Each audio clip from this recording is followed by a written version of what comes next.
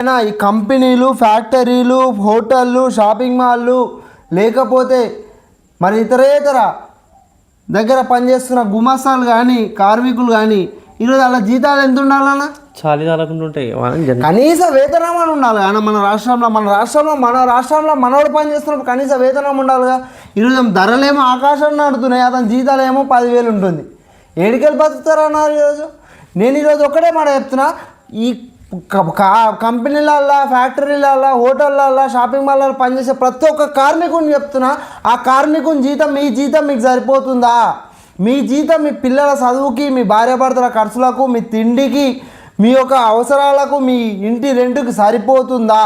ఈరోజు నెల కాగానే అప్పు చేయకుండా ఎవరన్నా నిమ్మలంగా ఉర్రా 10,000 జీతం ఇస్తారా అన్న? కనీస వేతనం 10,000 ఉంటే 10,000 ఏడికెళ్ళి సరిపోతాయన్నా? 15,000 అది యాక్చువల్గా అయితే. 15,000 అలా 10,000 అన్న. 10 గంటల 8 గంటల డ్యూటీకే 15,000 అయితే వీళ్ళు 10 గంటలు చేయించుకుంటారు.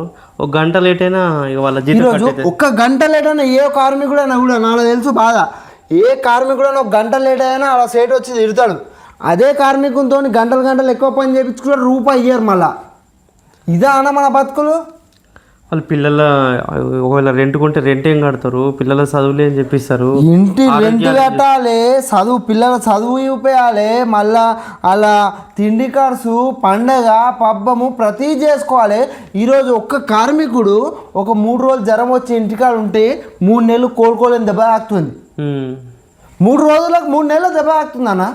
పనికి 3 రోజులు పోతే 900 పోతే ఆగం అయిపోతుంది. ఇలా జోబుల నుంచి పోతుంది అంటే కథమే. నెక్స్ట్ అప్పు చేసుకోవాలి.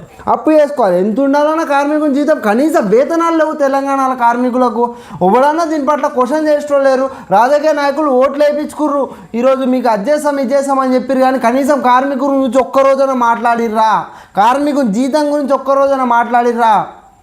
ఈరోజు ఒక ఊర్లో ఒక కంపెనీ ఉంటే అన్న, ఒక కంపెనీ ఉంటే ఆ ఊరోళ్ళకి 70% ఆ కంపెనీలో 70% ఉద్యోగాలు ఆ ఊరోళ్ళకే రావాలి, స్థానికులకు రావాలి. ఈరోజు భువనగిరి చుట్టుపక్కల ఉన్న అన్ని కంపెనీలు నేను చెప్తున్నా, ఈరోజు భువనగిరి చుట్టుపక్కల ఉన్న కంపెనీలలో 70% మనోళ్ళు పనిచేస్తున్నారు. భువనగిరి వాళ్ళు లేదు, మన తెలంగాణలో పనిచేస్తున్నారు 70%. లేదు. ఎంత ఘోరమైన బయట తీసుకొచ్చి 8,000 పని చేపిస్తారన్న. మనోడిని ఏమంటారు, నువ్వు అదే 8,000 చేసుకున్నా నువ్వు 9,000 వేయి, ఆ 9,000 వేసేయి, లేకపోతే లేదంటారు. అది కూడా 10 గంటలు ఎక్కువ. గంటలు వేస్తుర్రు, ఓటీలు అని గంటలు వేస్తుర్రు, 9,000 జీతానికి వేస్తుర్రు అన్న. గిదా అన్న మన గిందుకు మన నీళ్ళకి ఇచ్చేది కంపెనీ వాళ్ళకు, గిందుకు మన గాలాలకు ఇచ్చేది కంపెనీ వాళ్ళకు, గిందుకు మన తెలంగాణ తెచ్చుకుంది. ఇప్పుడు వాళ్ళకి అన్ని రాయితీలు కూడా ఉంటాయి ఇక్కడ. ఏంటంటే కంపెనీ పెట్టడానికి ఎలక్ట్రిక్ పవర్ కావచ్చు, ల్యాండ్ విషయం కావచ్చు, ఎందుకంటే స్థానికుల ఉద్యోగాలు ఇస్తారనే ఒక సంకల్పంతో మనోళ్ళకు జాబ్ దొరుకుతుంది. మనోళ్ళకి 70% ఉద్యోగాలు దొరుకుతాయి. భువనగిరి పట్టణంలో 70% ఉద్యోగాలు దొరుకుతాయి.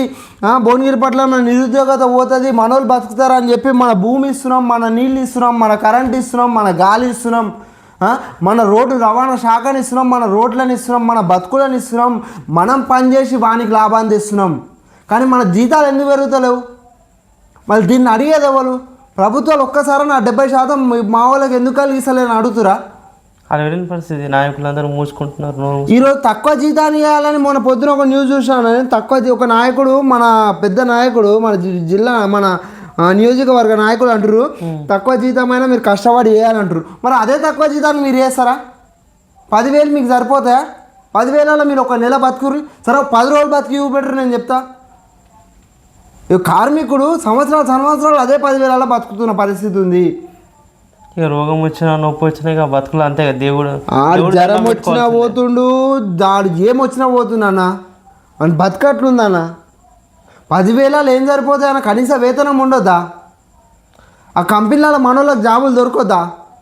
బయటోడికి ఏముంది, ఆయనకి ఏం లేక రాష్ట్రంలో నిలబడితే